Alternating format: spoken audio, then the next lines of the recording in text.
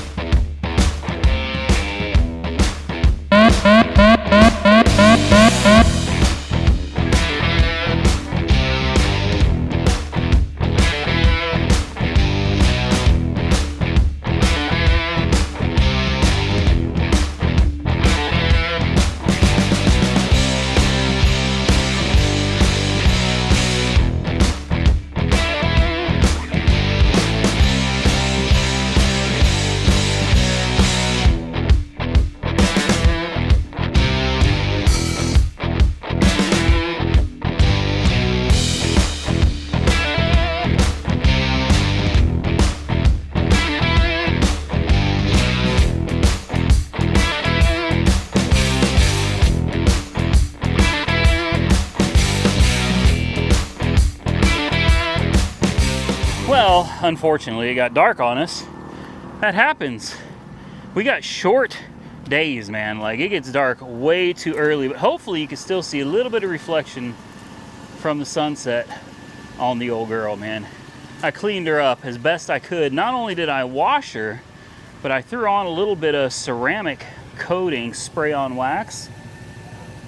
She's a beautiful old girl, man. I love these LEDs right here.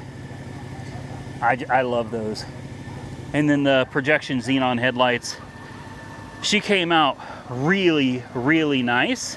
And I think that little bit of ceramic coating really helped bring out that dark shine. Like I said, I know it's dark. It's not really much you can see at this point. And I'm tired, man. It's a little car, but it took a lot. I went ahead and ceramic coated everything here too, all the way down. And she's looking pretty good, guys. There's something about this car. I've been driving it every single day lately.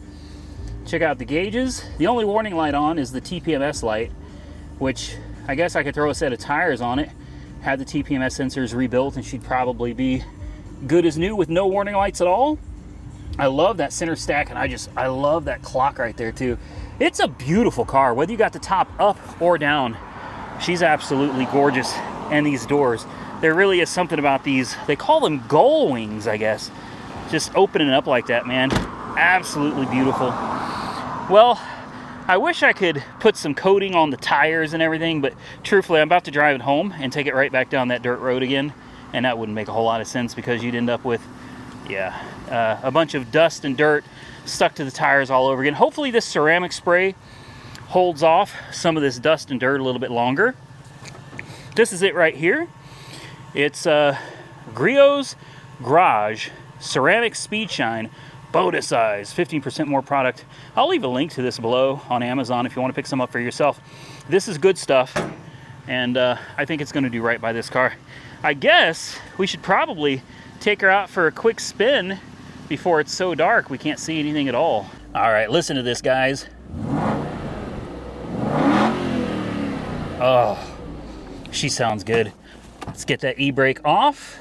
She's ready to rock and roll. So here's how you drive her. You've got reverse, neutral, and drive. We don't use drive around here. We use they call them floppy paddles, right? Up and down. She's in reverse right now. We'll be able to back up. Hopefully I don't have anything behind me or I'm going to run it over. And let's take her out for a quick spin. There we go. Now, to put it in drive, there we go. She's in sport mode. You ready? Listen to this thing.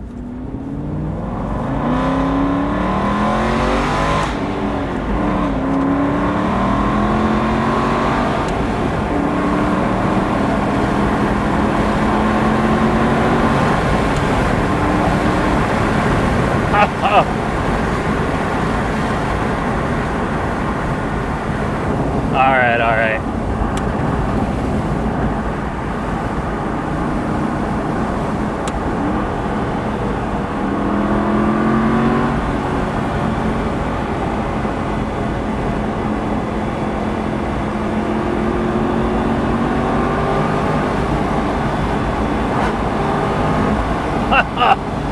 She sounds so good. I'm gonna put these windows up.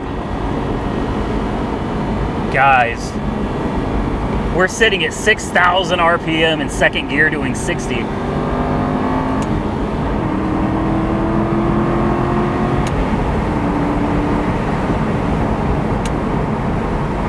Oh, she's a fun car.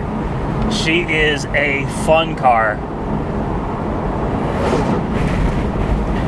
All right, let's find a place to turn around and head back. All right, watch these crisp shifts.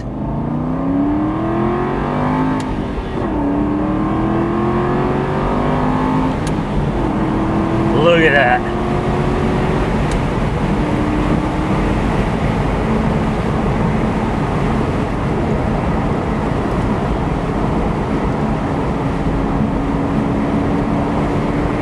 If you have never driven one, I highly recommend you take one for a spin, guys. These cars are phenomenal to drive. I hate to admit it, but I think I'm starting to like this car more than the Corvette. I can't believe I'm saying it, but I'm serious. I really think I'm starting to love this car. And I know better. I know that I shouldn't. But when something looks this good, it is really hard not to fall in love with it. It handles absolutely amazing. 0 to 60 is 4.2, and I believe the 2007 Corvette that I have is 4.3, so technically it's a little bit quicker. I don't know what the top speed is, but I do know she is 380 horsepower from a 4.3 liter V8 with the automatically actuated manual transmission, the Sport Shift Trans. The one complaint I really have about this car is that it's not a true manual transmission. Even though the manual transmission is a little bit slower to shift, truthfully, I think I would enjoy the experience a little bit more than the Sport Shift. You can put it in drive, and you can drive it around kind of like an automatic. It'll do the shifting for you, and it's not half bad at it. But even when you use the floppy paddles, the shifting is just, it's not quick enough, it's not crisp enough. Then again, you got to remember this is a 2008, not a 2018. All right, it's old technology, and it's definitely showing its age, and the transmission's definitely dated as far as firm, quick shifts are concerned. The C6 Corvette, even though it's a 6-speed automatic transmission, is much faster, in my opinion and my experience, at shifting through the gears. So even though the old girl is not a cream puff, she's definitely not in pristine, perfect condition. We didn't pay perfect condition prices for it either. We got it for $24,000. And when you think about it, $24,000 for an Aston Martin that was misdiagnosed as having a blown head gasket? Guys, I've been driving this car everywhere. The weather is finally decent enough I can take it out on the road. I've been driving it like I stole it. I've really been pushing it to its limits. I may have gotten it up to, I don't know, 110 or so. She's smooth as silk, guys, and she loves to eat the miles. I love the car. It's a little small. I guess in some cases that's a good thing, but in my case, kind of a bad thing, because if I wanted to take a trip in it, there's not a lot of room for luggage. Now, if it was just me going on a trip and nobody else, there's actually plenty of room. I got plenty of room in the trunk for my luggage, but if you're gonna have somebody with you, obviously you can only fit one other person in the car. 2 suitcases, I don't think that's gonna happen in the trunk, guys, so it kind of makes it an iffy situation if you're wanting to buy this and try to take it out and tour around with a loved one or a friend. I wouldn't recommend it for that. The Corvette is definitely the better car for that. However, this car handles the twisties far better than the C6 Corvette ever could. I've had a couple C6 Corvettes, so I know what I'm talking about. It's my first Aston Martin. Even with 61,000 miles on the odometer, she gets it, and she hugs the twisties. It is so much fun. I love the car, but I'm also terrified of it because I know the first time something serious breaks, I'm probably going to go bankrupt. But with that said, I guess it's in all of us to love something that's bad for us, right? We've all done it. We've all been in bad relationships with people that we knew were toxic, and in some cases, vehicles that we know are toxic too. In fact, in some cases, I think the danger scares us and makes it a little more fun to drive. I guess that goes for people as well as cars. We all like to take chances. We just don't like to get bit. It's fun when things are going right. When things go wrong, we start second guessing ourselves. I think I'm gonna get out of here. I'm not second guessing myself on this car yet because it runs and drives absolutely great. I should probably truthfully get rid of it before something serious does break on it. For any of you interested, $30,000, and yes, you're gonna have to have a dealer. I'm still working on getting a dealership or 2 or 3 in other states to work with me on being able to sell these cars to the public. But currently, it's not something that I can do. So if you're interested in it, maybe you can find you a wholesale dealer or a retail dealer, probably a retail dealer, yeah. Find you a dealership, or if you're a dealer and you're interested in it, man, hit me up, 30 grand. The car's Carfax report shows that its retail value is around 42, and that would be in a perfect world and perfect circumstances, which this car is not. It's got some cosmetic defects, but nothing that really takes away from the driving experience or the look of the car for that matter. It's all light, minuscule, minor type of stuff. But anyway, 30 grand, that should leave a lot of meat on the table, and I can't go under that, guys. I've already had an offer of 26.5 from another YouTuber. I couldn't do it, man. I couldn't do it. I need 30 grand out of this car, and if I can't get it, I hate to speak these words, but if I cannot get 30,000 out of this car, I don't see any reason to get rid of it. I'll just keep driving it and enjoying it. Hope you guys enjoyed today's video. If you did, hit the thumbs up button. Subscribe to the channel if you're not currently subscribed. And don't forget to drop those comments below. If you're interested in the car, hit me up. AutoAuctionRebuilds@gmail.com. My email address is in the description box below. Stay safe out there, everybody. I look forward to seeing you all again very soon in the next one.